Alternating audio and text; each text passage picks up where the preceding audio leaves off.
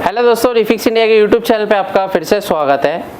तो दोस्तों आज की वीडियो में देखेंगे हायर के सेट के अंदर सेट ऑन होता है लेकिन पिक्चर नहीं आती और बैकलाइट भी नहीं जलती, किस तरीके से उसको रिपेयर करना है। तो अभी आप यहाँ पे देख सकते हैं मेरे पास जो हायर का है जिसमें मदरबोर्ड अलग है और पावर सप्लाई अलग है। और इसको क्या है, हम ऑन करते हैं तो ऑन भी होता है लेकिन ना तो बैकलाइट जलती है और ना ही इसकी पिक्चर आती है। तो इसको चेक करने के लिए स्टेप बाय स्टेप हमारे को चेक करना पड़ेगा। तो यहाँ पे मैं आपको सबसे पहले दिखा देता हूँ। यहाँ पे अगर आप सेट देखेंगे तो ये स्टैंड बाई कंडीशन में आ गया है और जैसे ही मैं इसको ऑन करूँगा तो यहाँ पे आप देखेंगे सेट भी ऑन हो जाएगा। ये देखिए सेट ऑन है।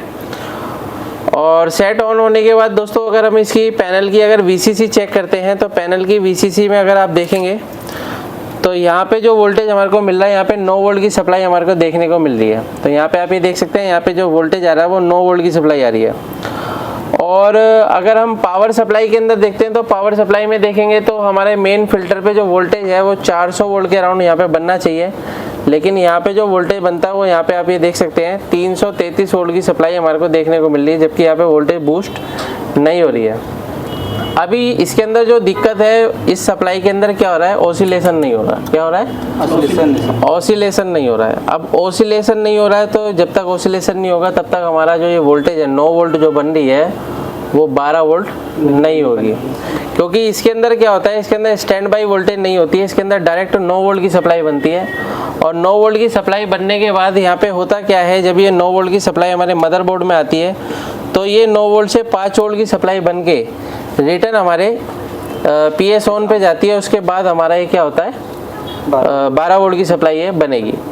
अभी लेकिन मैं यहाँ पे अगर आप देखेंगे तो इसके अंदर यहाँ पे जो है PS ऑन पे हमारे को कोई भी वोल्टेज देखने को नहीं मिल रहा है। और PS ऑन पे अगर 5 वोल्ट की सप्लाई नहीं आएगी तो जाहिर सी बात है 12 वोल्ट नहीं बनेगा।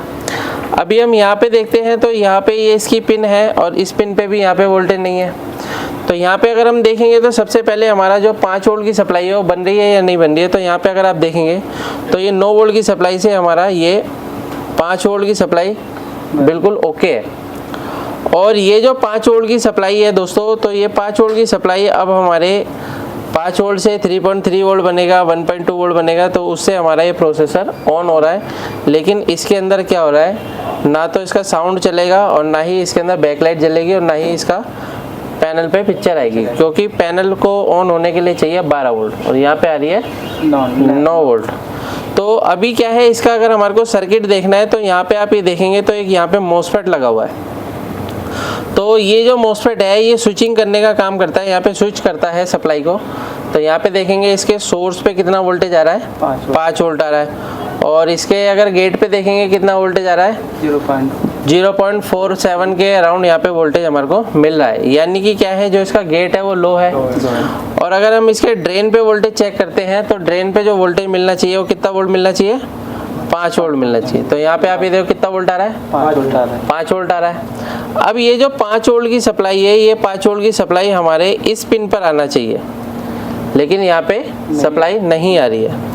तो देखिए होता क्या है कि इसके बीच में कई बार रेजिस्टेंस भी लगे होते हैं, 1 ओम का रेजिस्टेंस भी होता है, 100 ओम की रेजिस्टेंस भी होती है, जिसकी वजह से कई बार क्या होता है, रेजिस्टेंस हमारी ओपन हो जाए या फिर रेजिस्टेंस की वैल्यू शिफ्ट हो जाए या फिर इंटरनल ट्रैक ब्रेक हो जाए, तब भी इस तरीके की दिक्कत हमारे को देखने को मिलती है।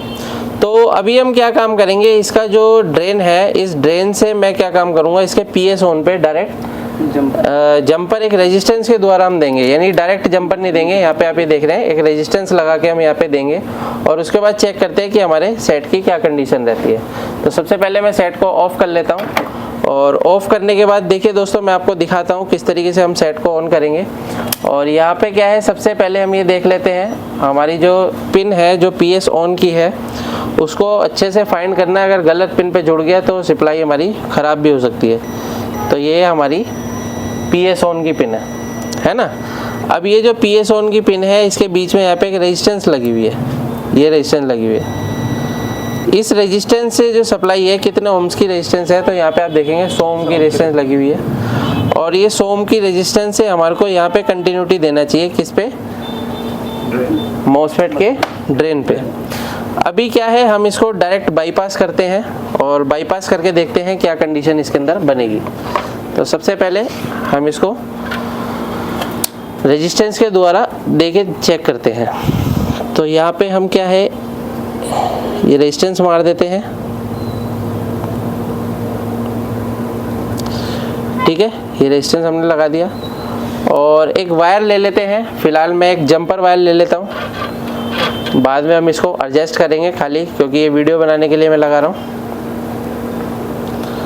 तो इसको हम क्या काम करते हैं, वायर के द्वारा इस मॉसफेट के ड्रेन से हम जोड़ के चेक करेंगे।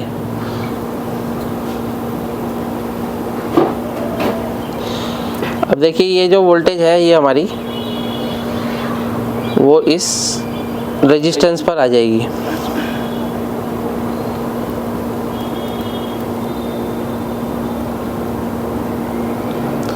तो ये रेजिस्टेंस में मैंने एक दे दिया है सप्लाई, ठीक है।